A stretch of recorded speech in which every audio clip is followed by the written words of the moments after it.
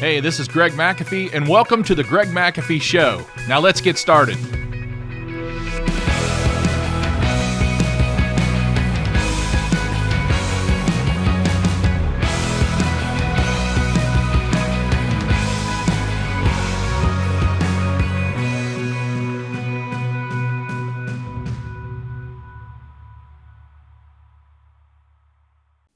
Okay, well, we're back here on podcast number 3 of the Greg McAfee Show. And the last podcast I ended concerning the 58%. Why are you surviving? I want to go over each one of these in a little bit more depth. I think I rushed through those a little bit. I just want to talk about each one of them. How do you hire at your company? In other words, how do you interview?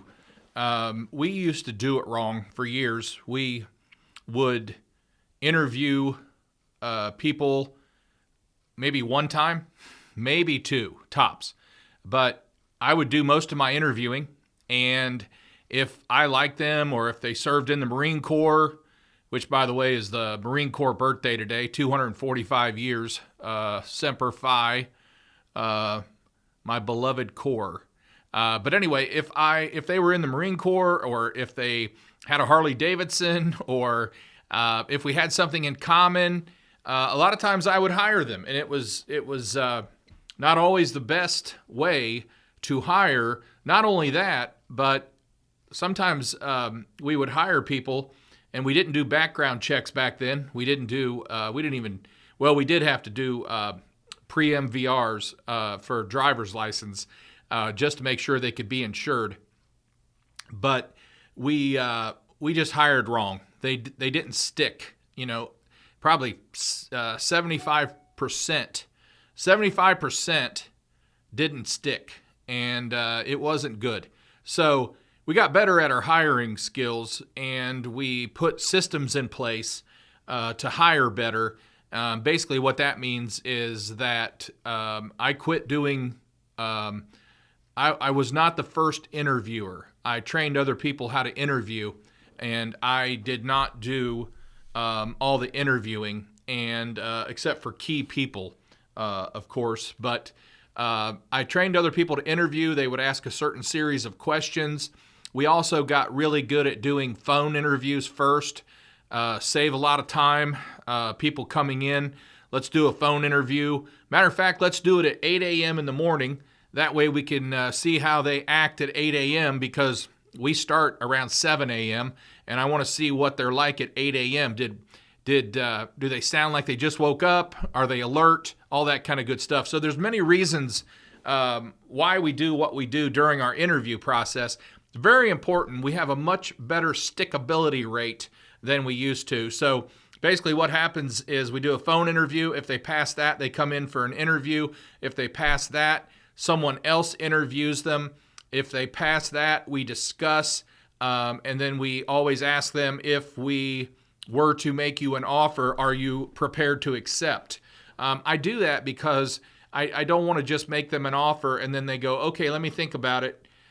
So it's kind of like a sales. Same way with on the sales. If we could get to that number where you are happy with, are you ready to make a decision today? So there's questions really help make better decisions. And so our hiring process is much better. And I go into that much deeper in my book, which I'll talk about, my book. So we didn't hire the right people at one time. Today we do much better, and I hope you do as well. Many companies are outcompeted. They're outcompeted. I just don't allow us to be outcompeted. When we are, it's very rare nowadays, but when we are, we learn from it, we improve, and we go on. So, being outcompeted is someone outthinking you. Basically what that means is they're coming in earlier than you. They're thinking about their business growth. They have a better plan than you. They're probably hiring better people than you, and they're advertising and marketing and branding themselves better than you. So it's not fun to be outcompeted. And of course, the byproduct of doing all those things is they're outselling you. They are outselling you.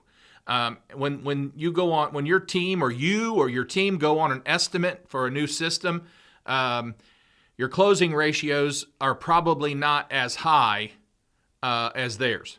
At McAfee, we average pretty darn close to 80% closing ratio and sometimes more. So at least 8 out of 10, sometimes 8.5 out of 10. 1 year, close to 9 out of 10, we average closing. And probably that 1 or 2 that we didn't close out of 10 wasn't for us anyway. But anyway, you can't be outcompeted. You've got to figure out how to outcompete your competition. Also, a lot of companies have had pricing and cost issues, and you've got to figure out your pricing and your cost issues. Let's talk real quick about cost. In my world, everything can be negotiated. When we meet with a supplier and we decide what we want to purchase from them, everything is negotiated. If it's service, I have a complete list of every part we want to carry or purchase from that supply house. And we will negotiate each one of those. A lot of times it may go something like this. If I buy all these from you, give me your best price. And I'm still going to shop it. We're going to shop it. We're going to call 2 or 3 supply houses, send them the same list. And I hope for goodness sake, I hope that the one that's getting most of my business has the better prices. And of course, there's going to be some supply house owners that say, well, you're not only buying price, you're buying service. And yeah, as much as I agree with that, for an HVAC company, I'm buying a part, and I can buy that exact same part anywhere. A heating and air conditioning company doing service is much different than just buying a part. A part is the exact same. It's the same model number. It's the same warranty. It's everything. So I negotiate all my part prices. I negotiate anything we buy. I'm going to negotiate.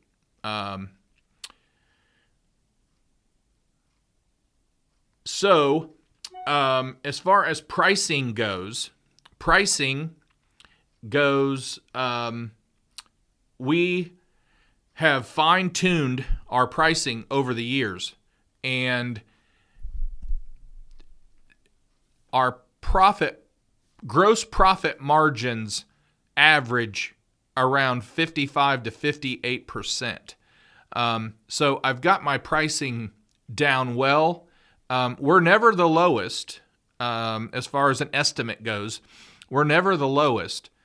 However, we offer better warranties. We offer better service. We run 8 to 8 at the same great rate. We do a lot of different things. But we can be the lowest if we need to be.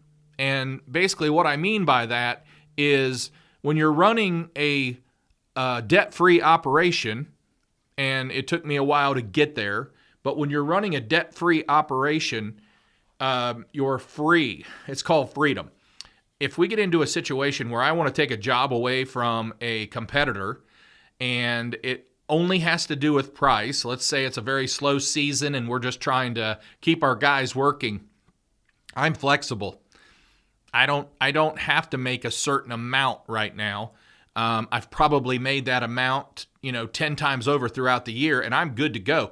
So if I want to, if my average price is $8,500 or $9,000 for an install, and I want to do one for $7,000, I can. If I want to do one for $6,000, I can. Just to keep people busy. It's not going to hurt. It's not going to hurt my company at all. When you're running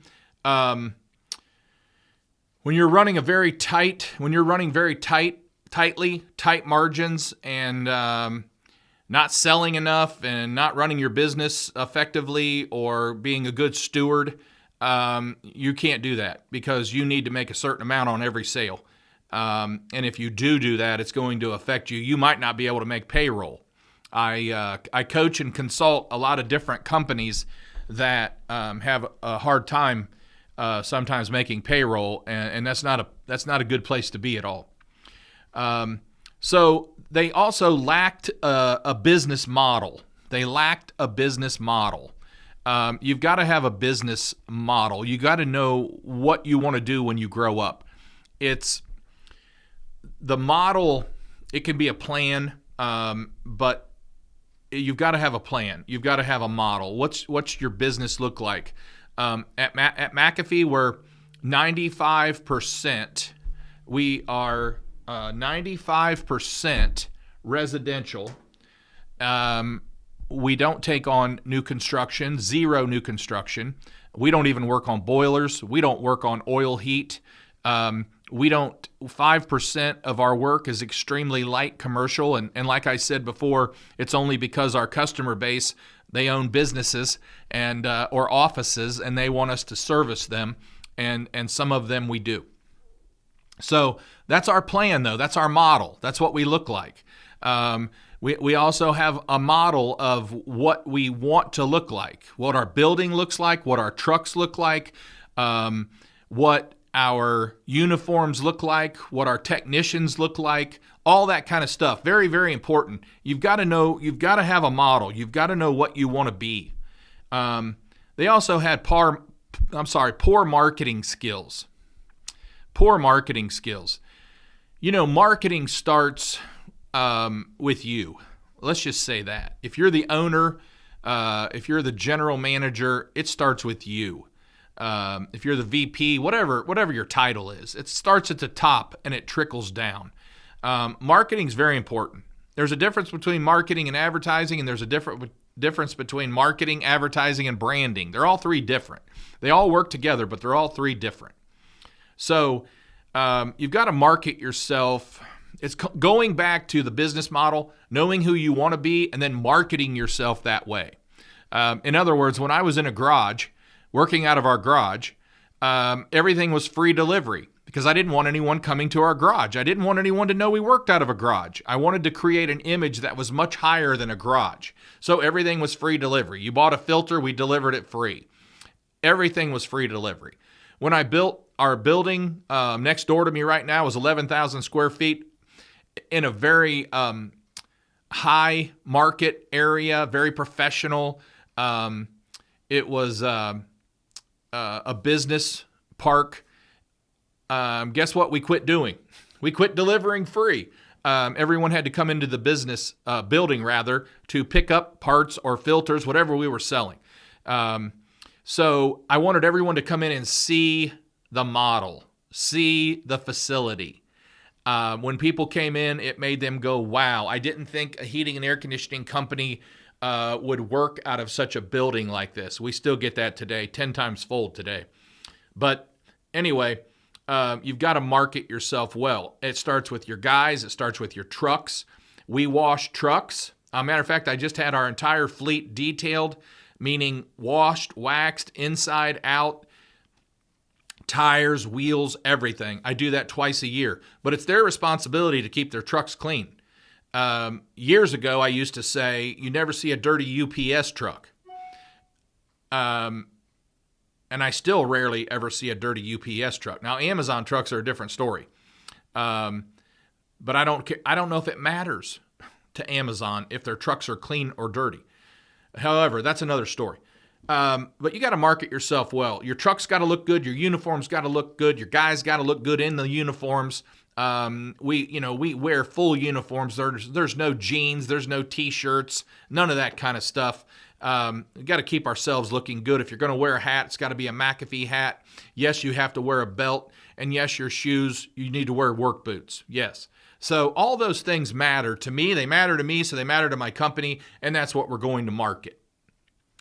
And then a lot of these companies that are failing, or have failed, they ignored their employees.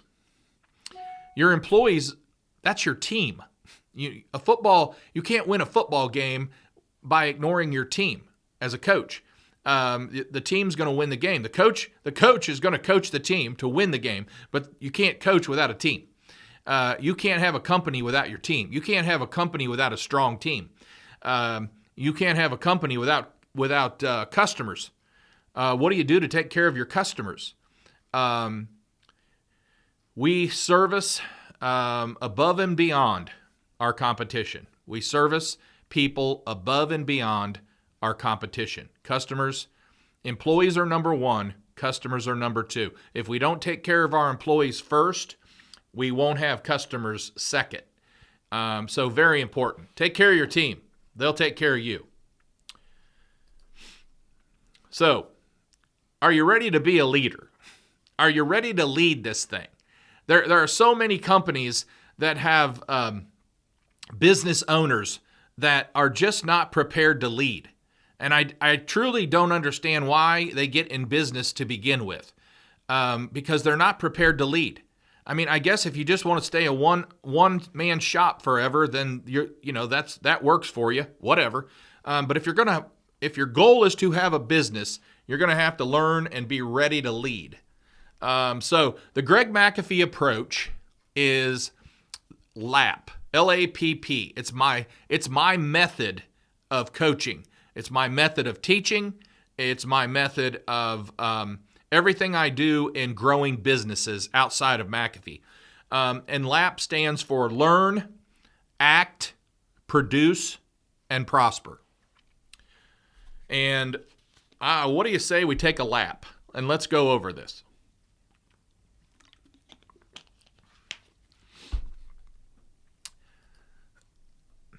How to survive and thrive.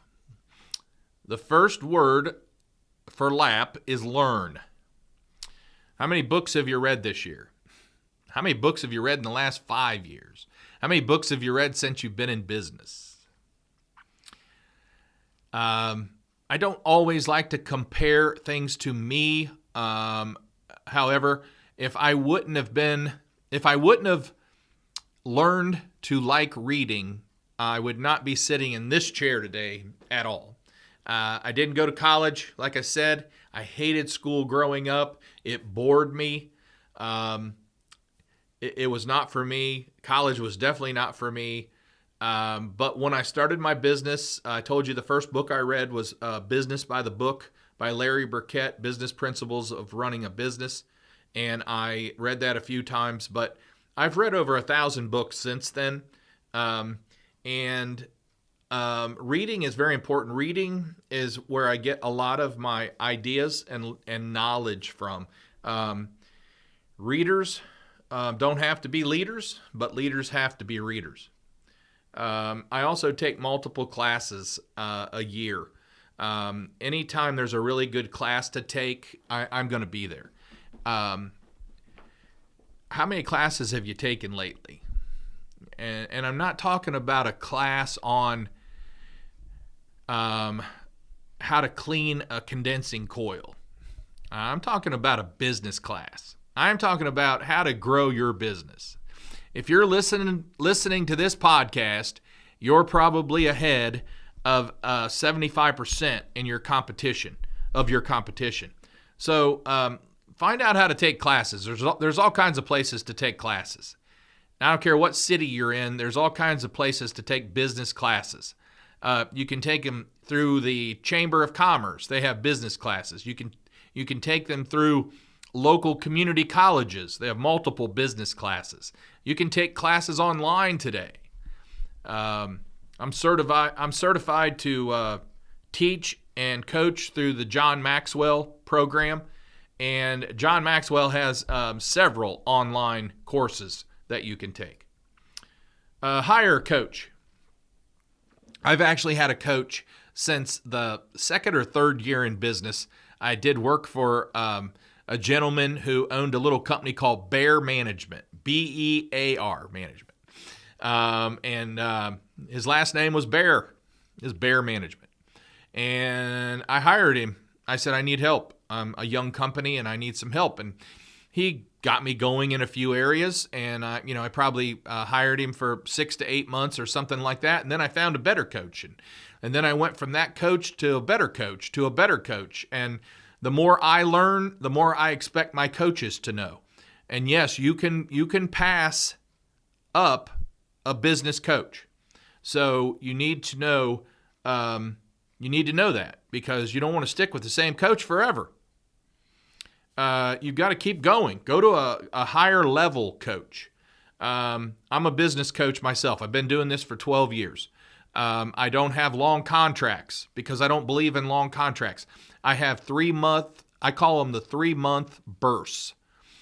3 months of burst of education, 3 months burst of business growth. I will take them from their top 3 questions. What do they deal with every day? What do they need to know more of? I'll take those top 3 and we'll work on that for 3 months. And I'll get them to where they're comfortable knowing what we've learned, and then I'll ask if they want to go on to the next 3. I've coached some companies for up to 3 to 5 years. I've coached other companies for 3 months, give them a kickstart and get them going. I've coached companies that were much bigger than us. They in revenue and size. It was one of them was a 3rd generation, and they took over a really solid company. It was huge. At the time, it was probably 5 times bigger than what we were doing. But they needed help. They needed systems in place. They needed a plan, and they needed headed in the right direction. And we coached them for about 3 years. Matter of fact, he attended 3 of my business boot camps, and I'm hoping he's doing well. Haven't talked to him in a while, but hire a coach. There's a lot of coaches out there. Personally, I like to have a couple different coaches. I like to have I have mentors in our industry that I can ask questions. How'd you guys do this? How did it work for you? All that kind of stuff. But I'm looking for a business growth coach for small business, because there is a difference. And I for years I like to use someone who's been there, done that. I'm not going to hire a coach that's never owned or ran a successful business. And that's what I give my clients. Is I've taken a business from zero, $274 to close to $10 million in residential revenue in Dayton, Ohio. And I only say Dayton, Ohio, because it's not Chicago. It's definitely not Fort Myers, Florida, or something like that, or Arizona. So it's a small area. And to do 10 million in revenue is pretty healthy. And I can take a company from 1 million to 3 million, or 3 million to 6 million. I'm pretty good at that. But I stay with what I know, and I work with clients who are hungry to learn. And then I talked about mentors. Have a mentor. A mentor is someone in business, I say. It can be you can have a spiritual mentor, yes, but we're talking business here. So hopefully, most of my mentors are spiritual as well, but they also are extremely smart and they know business well. So have a mentor. A mentor is, you don't pay a mentor. You might take them out to lunch every once in a while, but you're not hiring them. You're learning from them. They're a friend. They're just someone that's done more than you, and you're trying to learn from them. That's what I say.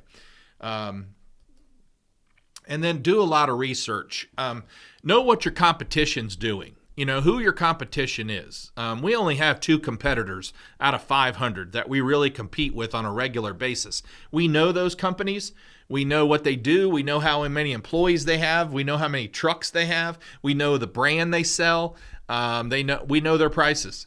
Matter of fact, I pay my sales team $100 cash to bring me a proposal from our competitive company that's going up against us. And if we get the job, we ask for learning experiences. We ask for the proposals of who they gathered estimates from. We learn a lot from that. We really do. And it helps us stay ahead of the rest. That's what it does for us. And then ask why a lot. Ask why. Why? Why am I not succeeding like I wanted to? Why can't I hire good people? Why can't people stay with me? Why can't I profit more? Why can't I find good people? Why do I have a hard time paying my bills? All those questions. Ask why. Nothing's going to change until you ask why. Nothing's going to change. You have to become dissatisfied with where you're at and start asking why in order to make a change. So ask why. I mean, I ask why everywhere. When I'm training my team, why? Why do we do it that way? Why do we keep doing it that way? That's a great question. So learn who your competition is. We do multiple, I'd say a year, every 2 years or so, we do multiple research groups. We hire research groups to find out from our customers in the Dayton area market, not our customers, but they could be. But it's a market research, and they go out and they ask certain questions. For several years now, we have been number one in top of mind. In 2015 was our first market research, and I determined then we were number one top of mind in the Dayton, Ohio market, and we have stayed that way for 5 years. So this was a very crowded, competitive landscape, top of mind HVAC companies, and the question to the people being surveyed was, think about a heating and air conditioning company service in the Dayton area. Which local company comes to mind? We were, out of all these, we were 14.4%. We were number one. The company under us is probably our biggest competitor at times, and they were 2.2 points under us. And then it drops way down, all the way down to several, 5, 4, 3, 2, 1, 1, 1, 1, 1%, all the way down. And here's what's motivating about this. I think it's motivating. 26.5% was other, and 44.3%, none came to mind. So that's an opportunity for us and you and everyone else. Not everybody knows a heating and air conditioning company. Let's face it, very few people ever replace a heating and air conditioning system because they move so much. So you buy a house and you live there 7 years and you sell it, and then you buy another house and you live there 7 years and you sell it. You could do that, 5 times and never replace a heating and air conditioning system. Every once in a while, it's going to catch up with you though, and you're going to have to buy one. But anyway, we do a lot of market research. Here's another one. Please name all the locations or companies that sell air conditioners and heating equipment that you can recall. The first one I showed you was 2018. This is 2019. Again, we're number one. Not only number one within our industry, but we're number one with the big box stores like Home Depot and Lowe's, all those types of companies. And that was good to know. We're not just a mentor and a coach once told me, he said, Greg, quit comparing yourself to other heating and air conditioning companies and start comparing yourself to bigger companies. At the time, Toyota had just went to number one, and he inspired me to read the book, The Toyota Way. I wanted to find out, how'd they become number one? How did they beat GM and Ford? How did Toyota become number one? Well, you'll have to read the book to find that out, but it's very interesting, and they did it on purpose. That's for sure. So I don't always compete or compare myself to a heating and air conditioning company. I want to compete with other companies outside my market that are thriving. I want to know how are they doing it so I can do it better. And again, please name all the locations or companies that sell heating and air conditioning companies that you can recall. And